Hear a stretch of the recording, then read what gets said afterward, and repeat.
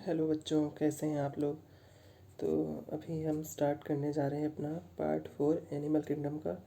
तो उसमें कैसे क्या है, अभी हम लोग कहाँ से स्टार्ट करने वाले थे, इकाइनोडर्मेटा से। इकाइनोडर्मेटा, तो हम लोग उसको लगाते हैं उस पेज को। ये है इकाइनोडर्मेटा।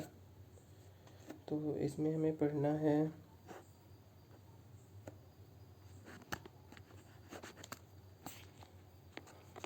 इस संघ के प्राणियों में कैल्शियम युक्त कंकाल पाया जाता है, इसलिए इसका नाम एकाइनोडर्म है। और ये सभी समुद्री हैं तथा अंगतंत्र स्तर का संगठन पाया जाता है। वयस्क एकाइनोडर्म में अरिसमिति होती है, ये याद रखिएगा। जबकि लार्वा में बाइलेटरल सिमेट्री द्विपार्श्व सममिति पाई जाती है। ये हर साल नीट में आता है। ये सब त्रिकोरकी प्रगुही प्राणी है। पाचन तंत्र पूर्ण होता है तथा सामान्यतः मुख अधर तल पर एवं मलद्वार पृष्ठ तल पर होता है, ये भी याद रखिएगा, इम्पोर्टेंट स्टेटमेंट है। जल संवहन तंत्र इस संघ की विशिष्टता है, ये भी बहुत important statement. Water vascular system Echinodermata में पाया जाता है और वाटर कैनाल सिस्टम जो है वो हमारे पोरीफेरा में पाया जाता है। ये इसको डाउट मत करिएगा, अच्छे से याद रखिएगा। और ये जो वाटर वेस्कुलर सिस्टम होता है, जो चलन तथा भोजन को पकड़ने तथा श्वसन में सहायता करता है।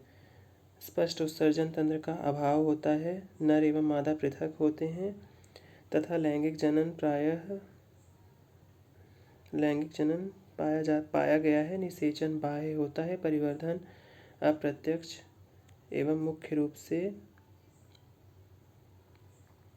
मुक्तप्लावी लार्वा अवस्था द्वारा होता है। और इसका लार्वा जो होता है वो बाइपिनेरिया लार्वा होता है, इसको याद रखिएगा।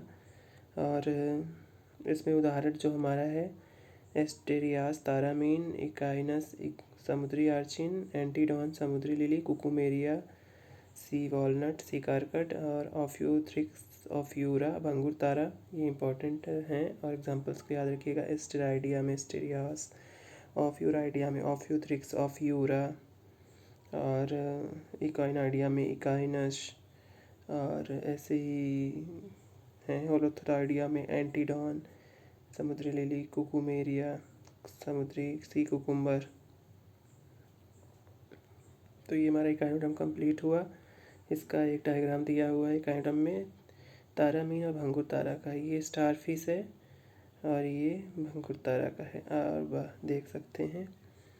अब ये हमारा हेमिकॉर्डेटा है, जिसका पहले डायग्राम देख लीजिए आप। हेमिकॉर्डेटा में बेलेनोग्लासस का इसमें सुंड है।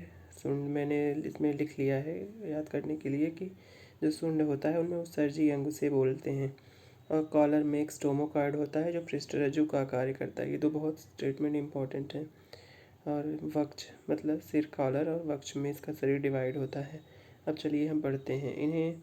हेमिकॉर्डेटा पहले कशेरुकी संघ के एक उपसंघ के रूप में रखा गया था, लेकिन अब इन्हें अर्जुकी के रूप में एक अलग संघ में रखा गया है। हेमिकॉर्डेटा के कॉलर क्षेत्र में अल्प विकसित संरचना होती है जिसे स्टोमोकार्ड कहते हैं, जो कि पृष्ठरज्जु के समान होता है। इस संघ के प्राणी कृमि के समान तथा समुद्री जीव हैं, जिनका संगठन अंग तंत्र स्तर का होता है। ये सब द्विपार्श्व रूप से सममिति त्रिकोरकी तथा प्रगुही प्राणी हैं। इनका शरीर बेलनाकार होता है तथा सुंड, कॉलर और वक्ष में विभाजित होता है।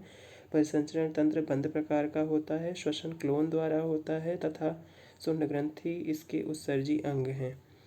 और नर एवं मादा अलग होते हैं। निषेचन बाह्य होता है। परिवर्धन लार्वा टॉर्नेरिया लार्वा के द्वारा अप्रत्यक्ष होता है। एग्जाम्पल वेनेलोग्लासस व सैकोग्लासस।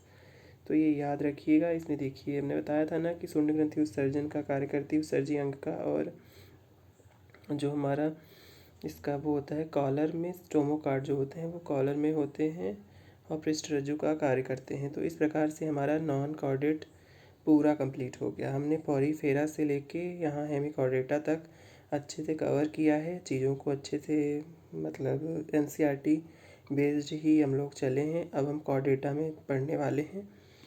कॉर्डेटा संघ, तो ये आप लोग याद रखिएगा कि जो नॉन कॉर्डेटा है इससे 2 क्वेश्चन तो नीट में 2 या फिर 3 क्वेश्चन नॉन कॉर्डेटा से। अभी कॉर्डेटा जो पढ़ेंगे उससे भी 2 क्वेश्चन, मतलब एनिमल किंगडम का weightage minimum 5 question maximum 6 question तक होता है। 5 से 6 क्वेश्चन तो बन ही जाते हैं। तो मैं सोच रहा हूँ कि कॉर्डेटा हम लोग नेक्स्ट लेक्चर में पढ़ेंगे।